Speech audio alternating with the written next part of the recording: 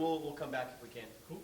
Yep. All right. Well, Aspen, thanks again for the time. We really do appreciate it. Talk to me a little bit about, obviously you know what you need to do to move on to the playoffs, right? Is to get that quick finish. What are your thoughts on that and just kind of knowing where you stand heading into this fight specifically? It's definitely an added factor as far as stress goes, but every fight's stressful in its own way. It's really a do-or-die situation. Get out there, get it done. I got to ask you, too, as a veteran in the fight game, what do you feel like are some of the biggest things that need to happen to continue growing women's MMA and to bring it to that next stage? They got to continue to foster the talents coming up. Like, that's something I've seen with the UFC recently. They have not been doing. For an example, PFL is doing great. They're bringing on the 45 and they're fostering, like, they're putting work into it. They're like, hey, let's bring these people up. Let's create a division. But, like, you have the champs retiring, for example, and then they're probably getting rid of their 45, and then there's really no new, fresh contenders. It's like, you got to keep bringing people in. And otherwise, you're going to have no talent in a stale division. Thank you. Right here, cage side. When you talk about the women's featherweight division, for a long time, PFL and Bellator, obviously you and Sarah McMahon, 35ers, leaving, going to 45.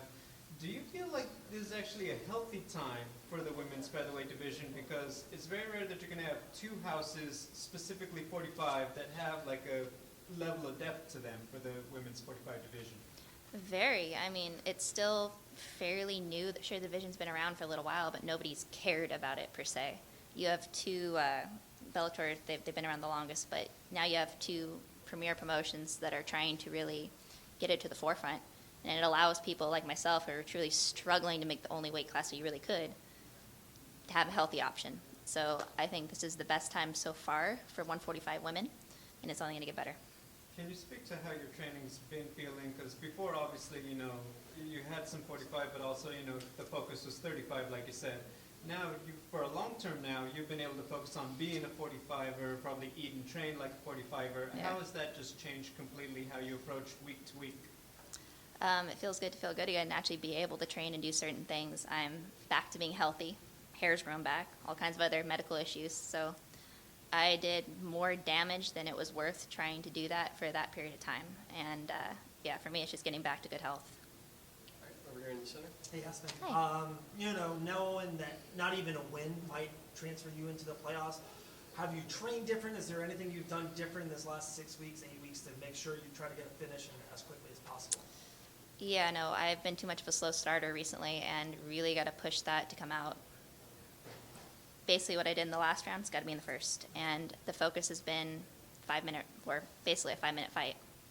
Previously, you just mentioned Amanda Nunes. I would just love your thoughts with her retiring from the sport. I think she is still in her prime, and I wouldn't be shocked if she gets bored in a couple years and comes back. Wow. But I'm not surprised that she's riding off into the sunset right now with her daughters and her wife and just enjoying life. Awesome. But yeah, she could totally come back. Thank you so much for your time. No Over to problem. my left. Aspen, happy Wednesday. Welcome to Atlanta. Thank you. I gotta know, what is your why? At this point in time in your career, why are you getting up, busting your ass every day in order to train to be a fighter? My why is a better life. A better life for me, a better life for my family. Like, we all have a job, something to get up and do what we have to do. I do this because I freaking want to. Like, I started before it was an option, before it was a career option for me. I did it because I loved it. And now it is a career. This is how I make my living. So not only is it something like, hey, I'd be doing this anyway, this is how I make my living and better every situation for myself and people around me. Aspen, I'm sure you've heard a lot growing up that you should do what you love to do. Adults always tell kids that. Now that you are doing this, what would a young Aspen Ladd think about the woman that's standing here right now?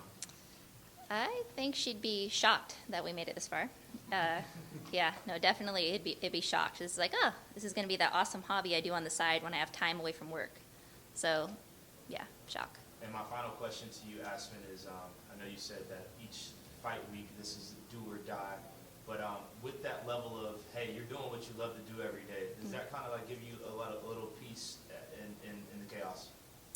It does, and honestly, the biggest detriment on weeks like this is overthinking things, and I've been a victim of it in the past, so trying not to overthink and just fall back onto what you do every single day in the gym. Thank you. Any additional follow-ups? Can you speak a little bit to the health struggles you were having when you were making 35? I can, yeah, if you'd like. Please. Yeah, so I have an as of now, undiagnosed autoimmune disorder and sores all over my body, hair all fell out. Like, it was bad. I was in pain 24/7 on antibiotics for over a year, and it was just a miserable situation for me. It's taken about a year for me to get fairly healthy again, and I haven't had any flare-ups in about 7 months. So I am happy as can be.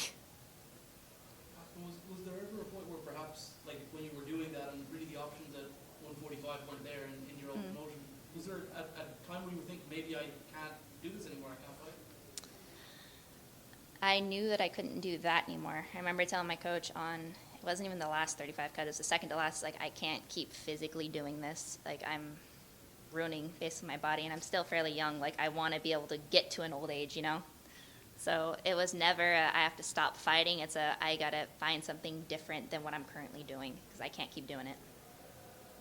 Have you thought about, if you get through this round and get into the playoffs and the finals, have you thought about what you would do with the $1 million? I'm fairly boring. I would pay off my house. Like, that's the first thing that comes to mind. It's not boring, that's smart. Final follow-up, once upon a time, you were very close up there at bantamweight when they were looking for fresh blood and all that. Obviously, Amanda and her status in the sport. Yeah. Does it bother you at all this, like, that would have been nice to have at least, had my shot at her at least once?